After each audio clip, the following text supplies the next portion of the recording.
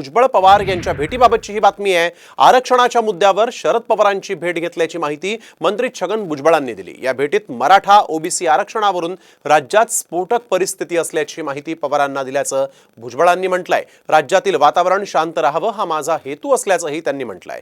आरक्षणाच्या मुद्द्यावर कुणालाही भेटण्याची तयारी आहे असं देखील छगन भुजबळ पुढे म्हणाले। जवळजवळ आम्ही 1.5 तास बोलत होतो। कुठे कुठे काय काय झालं ते मी त्यांना सगळं सांगितलं। वकील लोक काय काय बोलतात ते सुद्धा मी सांगितलं। धनगरांचा जो प्रश्न आहे त्याच्यावर सुद्धा चर्चा झाली। त्याच्यावर काय आहे ते मी त्यांना बोललो। त्यांनी मला काही गोष्टी सांगितल्या। ते अशा रीतीने जे आहे सर्व साधक बाधक चर्चा जी आहे मुख्यमंत्री त्यांना बोलवून घेतील आणि आम्ही त्यांच्याबरोबर बसून चर्चा करू। मराठा समाजाचा आणि तंग झालेलं वातावरण हळूहळू हे शांत व्हावं हा या पाठीमागचा माझा हेतू आहे। यासाठी अर्थात मी कुणालाही भेटायला तयार आहे। उद्या मला जर असं वाटलं की राहुल गांधींना सुद्धा भेटलं पाहिजे किंवा प्रधानमंत्र्यांना भेटलं पाहिजे तर मी त्यांना सुद्धा भेटेल। काही लोक जे आहेत हे मराठा समाजाचं हॉटेल आहेत तर तिथे जात नाही। काही लोक हे ओबीसी समाजाचं, धनगर समाजाचं किंवा वंजारी समाजाचं, माळे समाज कुणाचंही त्याचं एखादं दुकान आहे तर तिथे मराठा समाज जात नाही।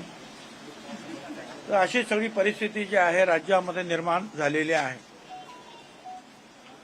राज्याचे एक ज्येष्ठ नेते म्हणून तुमची जबाबदारी आहे आता की ही शांतता राज्यामध्ये निर्माण झाली पाहिजे। तर छगन भुजबळ आणि शरद पवार यांच्या भेटीमध्ये नेमकं काय घडलं, दोघांमध्ये काय संवाद झाला पाहूया। आरक्षणाच्या प्रश्नावर पवार 2 दिवसात शिंदेंशी बोलणार असल्याचं भुजबळांनी माहिती देताना म्हटलंय।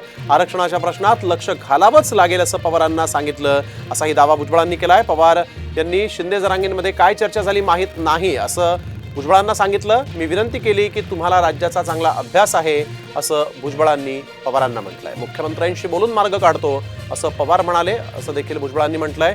जातीय वातावरण शांत करण्यासाठी पवार असायला हवेत असा दावा भुजबळांनी केलाय।